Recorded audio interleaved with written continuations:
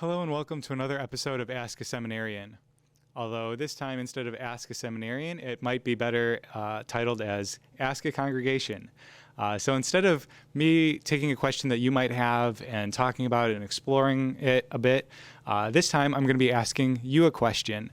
And so you will have a chance to reflect on it and think about it, and then come back and, as usual, I'll have my 2 cents to offer as well. But the idea is basically I'll ask a question, give you an opportunity to pause the podcast, think about it, reflect on it, and even talk with others, and then come back, and then I'll offer my thoughts and kind of how I might answer the question as well. And the idea for this actually kind of spawned from a Christmas card that my parents had received. And it being Christmas and still being in the Christmas season, I thought that would be great. And these questions are all kind of Christmas related. But so they had received a Christmas card that had one of these thought-provoking questions in it. And I thought, what a great idea. That might be cool to kind of pose to the congregation and get some juices flowing and think about it, reflect on it, and see what your thoughts were. Open up a dialogue, and then, I'll explore it and give some thoughts as well. So anyway, with that being said, why don't we dive in?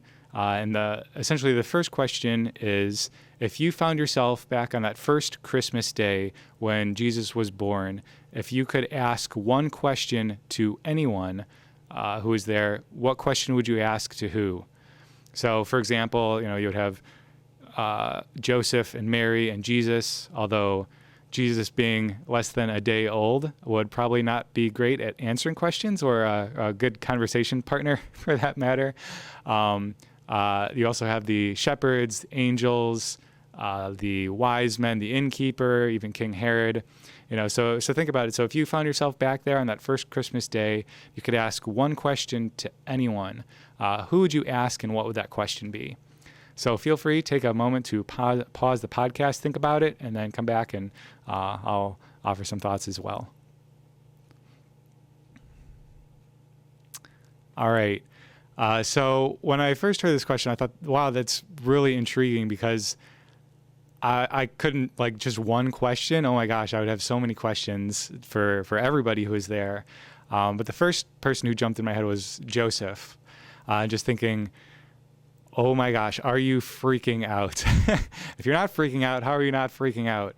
Because I would be freaking out if I was in that position. I mean, just imagining Joseph and Mary in that dark, dank, stinky animal stable or cave or wherever, where, here is Jesus, the Son of God, laying in an animal trough, just overwhelmed at everything that was going on. I would be curious, how in the world is he keeping it all together? I was reflecting even when I had my first kid, and I was just the weight of all of that and the responsibility and being overwhelmed with that.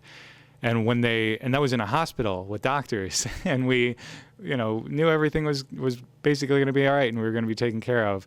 But then when we had to leave and they gave us our daughter and we had to put her in the car, and all of a sudden it was real. I'm what are they thinking? They're letting us leave with her? We have no idea what we're doing. And just the weight of that responsibility was overwhelming. And here's Joseph with the Son of God, and how much more responsible and terrifying that would have been. So that was the first thing that popped into my head. Or the shepherds, as they're out in their fields with their sheep, almost social outcasts at the time. And then all of a sudden there's this bright, brilliant light, and these angels are there talking to them and piercing the darkness and just giving them good tidings of great joy and speaking about the Messiah being born, and just what their thoughts were around that, and maybe how their life has been changed. I wonder if they were thinking why in the world is the angel talking to us? And maybe that's a foreshadowing of things to come, of just how God is turning things on their heads in terms of what is important and who matters and all of that. Or the innkeeper. My first thought was what the heck, man? Here's this pregnant lady about to give birth and you can't make room? Really? Come on. And then I think about it for even a moment longer, and I'm I can't at all be judgmental about that, because I am no better and no different in so many ways.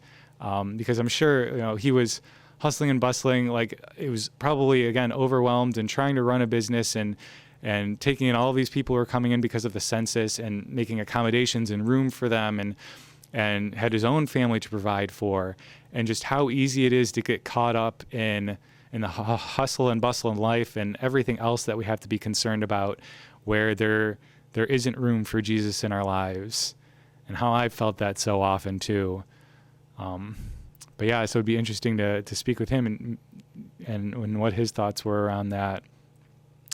And then the wise men, just how they were able to discern this sign of the star in the sky and following that and what that meant, and having the courage to pursue it and follow it. Like, wow, and what was their expectations and what were their thoughts when they found Jesus and all of that? It's wild. Or Mary, again, was she overwhelmed and freaking out? And what her thoughts were, and even, what was she envisioning in the future? Or even from like a medical perspective, like, how was her labor? And was she doing all right? Which actually kind of brings up an interesting theological point of, our Catholic brothers and sisters have the idea and notion of like Mary as the Ark of the New Covenant, where she was preserved from original sin. And so because she was carrying Jesus in her womb, God preserved her from original sin so that she could be, totally cleansed and carry Christ in her womb. And if we remember back from Genesis, childbirth was a consequence of the fall and of original sin. And so Mary, being preserved from that, theoretically would not have had any pain during childbirth. Like, wow, lucky, right? I couldn't even imagine how that would work. But like, really interesting, even that question, like, wow, how insightful and amazing that would be to talk about and what that experience would be. But then finally, reflecting on it and thinking about it some more, there's just the opportunity of being there with Jesus, God incarnate, and being able to hear his heartbeat and feel his breath, and just how amazing that would be. And maybe the one question, and the only question that would really matter, is whispering in Jesus' ear, how can I love you better? And no matter how old Christ is, and no matter how old we are, that's a question that will always be relevant. So that's probably what I would end up going with. All right. So question number 2, also Christmas related. Again, you're back on that very first Christmas day, and you walk into that dark, dingy, dank stable, smelling of animals and all of that. And here's Mary and Joseph with baby Jesus, and Mary reaches her arms up and offers for you to hold Jesus. What do you do, and what are your thoughts? So again, take a moment, pause, think about it, and then come on back. All right. So my first thought for this perspective or scenario of getting handed Jesus was, oh my gosh, that's terrifying. So even though I have 3 kids, the babies still kind of terrify me, the prospect of holding them and just how small and fragile seeming they are, and terrified of dropping them. So that alone would make me really nervous. But then even deeper about just like, my goodness, who am I to be able to hold Jesus, God himself, in my arms, and just not feeling worthy of that. But then again, that's exactly what God offers us. Even though we aren't worthy, he offers us himself. And so as terrified as I would be, I would reach out my arms and hold Jesus and pray that I didn't drop him. But it really puts another perspective into, every time that we're offered communion and the body of Christ, and as we take him into our hands, just how amazing that is, and how holy and reverent of just like holding Christ in our hands then. Or any time that we are with the least of these, as Christ said, anytime you take care of the least of these, the poor, the sick, the forgotten, the imprisoned, that's whatever you do for them, you do for me. And so when we hold the kids in foster care, or hold those with special needs, or those who are poor and sick and struggling, we're holding Christ. I don't know, it really puts a different perspective on just the sacredness of all of those around us, and how we go through our life and see that and hold in Christ. All right. So anyway, the third and last question, slightly less Christmas related, but again, kind of the idea of worthiness. So imagine that you have died and you found yourself at the pearly gates of heaven, and St. Peter had met you there. And he asks you, again, this is probably very unlike what it'll actually be, but imagine that he asks you, why should you be led into heaven? What would you say?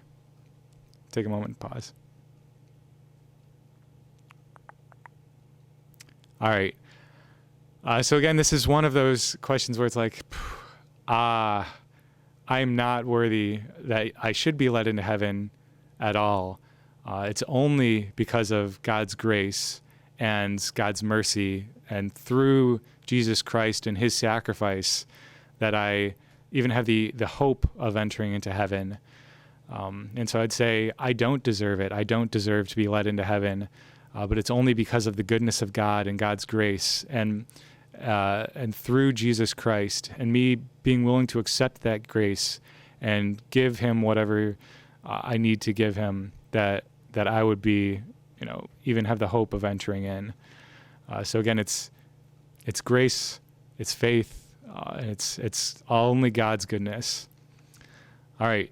So with that, I hope this was a fun and interesting kind of endeavor of asking some questions and thinking about those and having some color commentary in the background. So once again, thank you for joining. And if you do have any questions that you would like us to talk about or answer on the podcast, feel free to submit those to the church office and let us know. All right. So thank you so much again for listening from all of us here at the Ask a Seminarian podcast in SUMC. God bless.